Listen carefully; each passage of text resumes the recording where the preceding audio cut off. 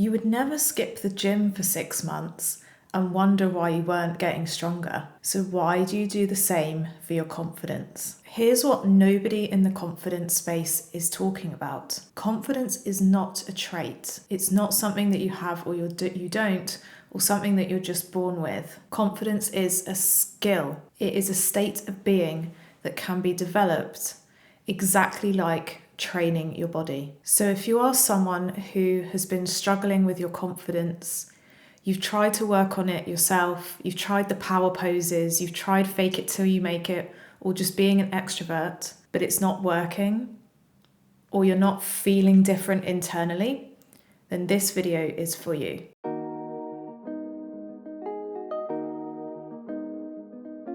Welcome to the YouTube channel for Catch. My name is Sam and I'm the founder here at Catch. Unshakable confidence is the key to getting everything that you want. So on this channel, we help you to build that unshakable confidence and become the most unstoppable version of you. And we use techniques from psychology, coaching, and what we learned from working with over 15,000 of the most successful leaders globally. And the one common trait that they all had, which was confidence. And in this video, we'll go through 8 ways you can train your confidence, just like you train your body. So the first way to train your confidence is by being specific about what scenarios you want to build your confidence in and what area of life. This is something many people find confusing because they can be confident at a big meeting at work, or they can be confident going to a party and making new friends, but as soon as they're on a date, they crumble. Or vice versa. They're confident in dating, they're confident socially, and yet don't seem to manage to get their career off the ground. This is normal. Albert Bandura at Stanford spent decades studying confidence, what he called self-efficacy, and what he found again and again is confidence is domain specific. That means you don't just build your general confidence, but you build your confidence in different areas of life and in different situations. You need to think about your reps, practice, and how much you're challenging yourself in each area of life. How are you challenging yourself in work? How are you challenging yourself in dating? How are you putting yourself out there, taking risks, tackling those hard things? And in psychology, this is referred to as graded exposure. And this is where a lot of people go wrong. They think that they can do a power pose or learn some pickup techniques and a few one-liners, and it will instantly change the results that they're getting in life. When really it's a practice, it's a refinement, it's figuring out who you are and your natural style, what you're good at, what the world needs, or those that suit you in terms of relationships, and then refining your approach. Because I'm sure we've all experienced that forcing it doesn't work. Things need to flow and progress naturally. So for you, that might look like building your beliefs. And if it's hard to go from unconfident to I am amazing, you might start with I am starting to believe that I am amazing. I am starting to believe that I'm unstoppable. I'm open to the idea that I can become confident. I'm open to the idea that I'm capable of change. And these are called ladder beliefs. And we have 2 digital workbooks that help you build your confidence in dating and to shift your identity into the most confident version of you. And ladder beliefs, or building your beliefs, is one of the things that we go through in there. So if you want a deep dive, check out those workbooks on our website. They're linked in the description box below. Or if it's about taking emotional risk, rather than going from scared of dating to putting yourself out there, it might be about approaching someone on the street one day, making flirty eye contact another day, initiating a message or sliding in someone's DM another day.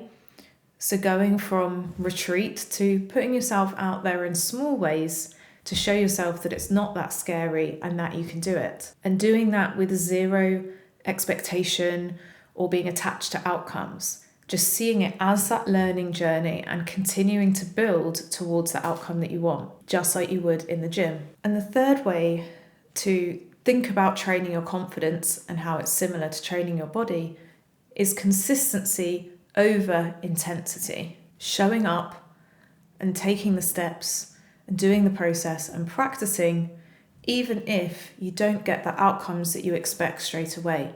So when we're going through that progressive overload, when you're challenging yourself and doing something new, not expecting to be perfect, but still committing to the practice until it becomes natural. Research at the University College of London have found that a habit takes 66 days to take root with consistent repetition. So if there's an area or a skill you want to build your confidence in, commit for 66 days, whether that's holding eye contact, speaking up in meetings at work, whether that's expressing your needs in dating scenarios, whether that's approaching people. Keep doing it until it becomes so normalized that you don't even think about it anymore. And then move on to the next. Each repetition may feel difficult, but it's the build up over time. And suddenly your maximum weight in the gym becomes your warm-up weight. And that's the same with confidence. You can go from speaking up in a meeting to presenting to hundreds of people because you started small and built your way up with the repetition. And if you struggle with this, make this repetition part of your routines. Put it in your diary, put reminders in, have the systems around you to keep you accountable, such as signing up to that run club or to that gym or with a PT. Maybe find an accountability partner for working on your confidence or work with a coach. Make it so that you cannot let yourself down. Number 4 is understanding that your body plays a key part in both your physical fitness and training your fitness, but also training your confidence. Now, we've spoken a lot on this channel about nervous system regulation and having a routine to look after yourself. That is because when you are regulated emotionally and in your nervous system, you're able to view things in a more positive way and take risks from a more grounded place, and you're naturally more confident. You can also build your beliefs and take more risks from a place of groundedness. Exercise has also shown that not only do you get the endorphins from a workout, but committing to exercise, committing to looking after yourself and following through on those commitments to yourself. Boost your self-love because you're showing yourself that you are worthy and good enough for that treatment and for being prioritized. Point 5, which is critical, is the identity shift that's required to build any skill and become an expert in anything. So those who have committed to a fitness practice or a sport or any skill at a high level, it could be music or a work skill, there becomes a point where that skill stops being something that you do and you're forcing yourself to do, but it becomes part of your habits and your routines and your behaviors, and then just part of who you are. You're just someone who goes to the gym or plays the guitar or is brilliant at coding. And that's what a lot of people get wrong with confidence as well. They see building their confidence as something to get an outcome. I want to build my confidence to get a relationship. I want to build my confidence to get a job. Rather than once you become that confident person who already knows that they will get that outcome, that's when the outcome happens, which is a slightly different emphasis. If you know you are worthy and good enough, you will materialize the outcome and it will become sustainable, rather than I'm going to build my confidence and do this thing to get X, Y, Z, and if it doesn't work, then I'll ditch my confidence practice and go on to the next thing, the next tactic, the next strategy. If we see it as a true identity change, then the focus will be on the process, becoming a new version of you, and then you will get the result naturally. In the same way that someone who sees themselves as a gym bunny or can envisage themselves as that successful marathon runner or Ironman, competitor, they will do all the necessary steps to achieve that. And that's how we want to think about confidence. Envisage yourself having that amazing dating life, having the career that you want, and it feeling normal and natural. And then focus on what you can do right now, doing the practice and the repetitions, doing the progressive overload, and focusing on the skills, because the process is the point. And that's the paradox about confident people, is that they don't need the approval, they don't need the outcome. They know who they are, they know what they deserve, and even if the relationship or the job doesn't materialize straight away, they trust that it will. So focus on building that trust and building the confidence, and you'll get the outcome rather than focusing on the outcome. And point 6 is the plateau. We predominantly work with those in their late 20s to 30s and 40s. And what we notice is that around that age, we tend to have difficult things happen in life, setbacks in confidence, whether that's a breakup or a job redundancy or losing members of the family.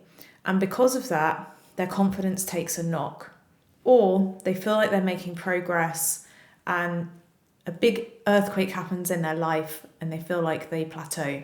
This is very well known in fitness training, that you reach a plateau and then you have to adapt how you're approaching your fitness to break through it. And this can happen in confidence as well. We can reach a certain level of success in our careers or in our dating lives and then get comfortable because it's good enough, rather than continuing to work and becoming unstoppable. Or our confidence is at a level where we know we deserve a high-paying job, but we don't know that we deserve the big job, or to become an entrepreneur, or to take a risk on ourselves in another way. So we can have a setback, or we can get comfortable and reach a certain limit, because going past it creates more fear or doubt or insecurity. So just like in training your body, you need new approaches and new stimulus to continue developing. And so you need to do the same with your confidence.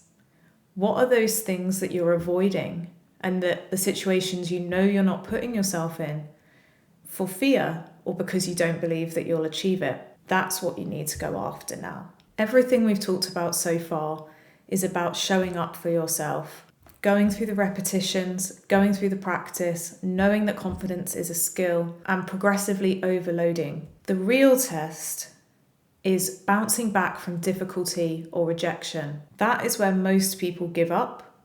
That can happen in physical training if you experience an injury, or perhaps when you have a plateau. And in confidence, it might be when you have one of those setbacks. This is the most important moment, when you decide whether you're committing to yourself or giving up. So our final 2 points are on how to bounce back or keep going. The point 7 is recovery. In the fitness world, recovery from an injury or from training is giving yourself the space to consolidate your learnings. You've pushed yourself, now let your body recover, and then you can go again.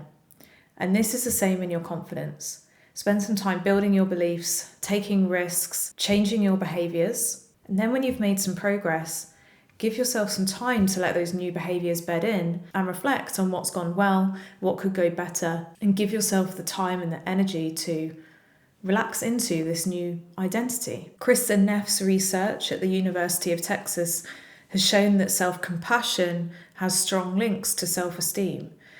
So being able to recognize your wins and show compassion for areas that you're having challenges with, reflect, reboot, and go again is what separates those that build their confidence and become unstoppable versus those that don't and perhaps remain comfortable where they are. And the final point is the neuroscience behind building your confidence. So on this journey, you start building momentum. You start to fire and wire different neurons in your brain, and we have something called neuroplasticity, where our automatic thoughts and behaviors and our beliefs can change over time. So every time you do a repetition in building your confidence, you build a new skill, you face a new challenge rather than avoiding it, your brain is telling yourself, you're strong. You've handled this challenge, you've overcome it, you've learned from it, you've shown yourself compassion where you faced a challenge and you went again because you are brave. Starts to form a positive cycle of momentum. Continue building your confidence until you become unstoppable. Whether you're building your confidence in dating, your career, your social life, or maybe even in the gym. And this positive cycle is trying, maybe failing, trying again, achieving it becomes part of your natural being, and then you go again. So if right now you feel stuck or you feel unconfident and you don't know where to start, we hope that this video helped you realise that you can rebuild your confidence or build your confidence from scratch. You can get to that next level. It just requires a plan, repetition, progressive overload, and shifting your identity and getting back up when you get knocked down. You just need a better training plan. Thank you for liking, sharing, commenting, and subscribing. It really helps us on the channel. If you're interested in any coaching or those 2 workbooks we mentioned, check out all the links below. And if you have any video ideas, paste those below as well. We'll see you in the next one. Thanks, bye.